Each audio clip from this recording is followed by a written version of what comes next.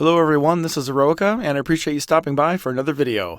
In my Zen Hero review, I made mention that I felt that using him in dungeons was a nail-biting, edge-of-your-seat kind of experience. And then asked myself, well, why is that? Why does this healer feel different that way? And what is the reason I pick the healers that I do? So I set out to find the answer to my own question, and in this short video I'll be outlining the different healers in the game and shedding some light on their key differences.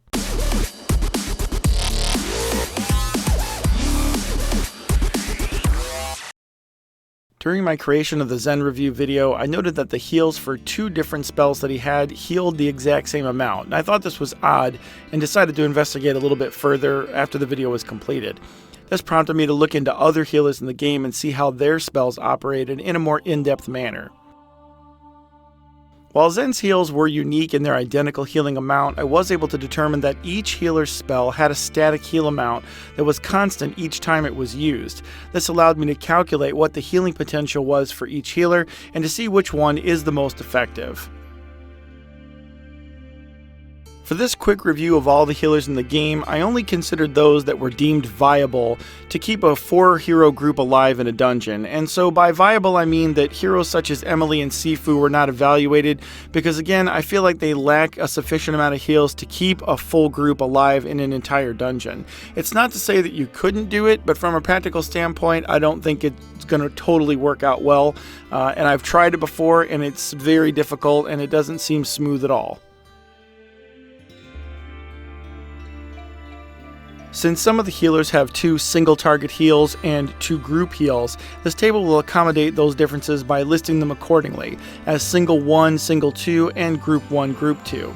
The numbers shown for each ability are split, with the left number indicating the normal static amount and the right number displaying the crit amount, which is typically double. Additionally, the cell will also show the ability's cooldown requirement, and the table will display traits if they're related to healing and they're not specific to any particular elemental hero that needs to be in the group as well. In order to determine healing potential, the game design itself was used to determine which healer was most capable. The test was devised under the assumption that the healer was in a full 4-man group and would be able to use all 3 of his or her abilities within 3 turns. Thus, each healer would have the opportunity to exhaust all of their heals available to them, and the amount of healing performed will be added. Since crit healing is unpredictable and trait percentage healing is too random to calculate, they're not considered for the purposes of this comparison. Additionally, all of the heroes in this review are 6-star fully ascended heroes, except for Ember, who's only a 2-star hero. As a disclaimer, I concede that her star level may affect the outcome of her overall healing, however, it's not practical to wait until she is. With the current method required to level her, it would simply take too long. When adding the healing, single turn heals are added at their face value, and heal over time heals are added by the number of heroes in the group, which is going to be 4 for this comparison, and the number of ticks until the spell expires. Remember, this table will show you what a healer can do, not what they will do in any given situation. Admittedly, it was hard to gauge his Lay on Hands ability, since it can fully heal any hero to full health. Because of this, I looked for the highest organic HP hero in the game, and this turned out to be Lord Zom.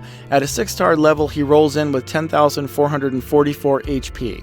Assuming Lord Zom was at 1 HP, Augustus could heal him to full health, and so therefore he is capable of healing under the worst damage situation possible.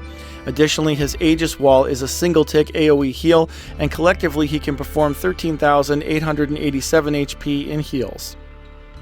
Yasmin is not far behind, with 12,932 in overall healing. She comes with 1 single target heal and 2 group heals, all on a 655 ability cooldown.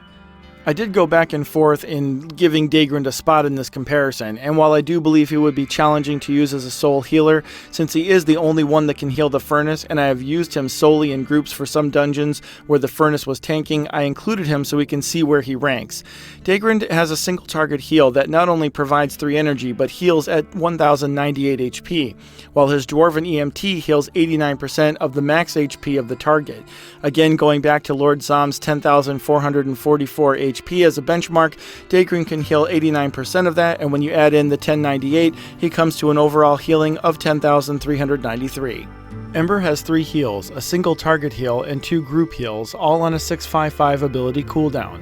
With the understanding that she is only a 2-star hero, she comes in second place with an overall healing of 14,201.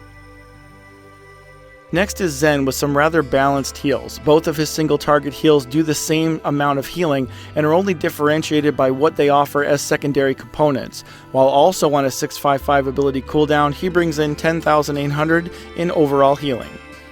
When looking at this chart, you can see that Chief Nubnub is by far the most effective healer in the game. His first and only heal is available for his first turn and heals 1560 HP over 4 ticks, 2 of which are immediate and 2 that occur over his next 2 turns. Adding all of these heals together over the course of the fight will bring him to 24,960 overall healing. Here's what the complete chart looks like so you can see them all compared together. So what does this mean? Well, hopefully you're better informed about the healers in the game and can choose one that best suits the situation you're having trouble with. Remember that the overall numbers do not include trait heals or crits, so you still need to take those into consideration when choosing your healer. You also need to ensure that the healer you choose is not at great risk for damage if you're not using a tank, as a dead healer cannot heal. Thank you for watching, and I hope you found the video informative. If you did, please give the subscribe button a click so you can be notified when my next video comes out. Let me know if you agree with the results in the comments section below. I try to respond to everybody that takes the time to do so. You can also follow me on Twitter for game updates, new hero releases, tactics, and other information. Thanks again for watching, and I'll see you at the next video.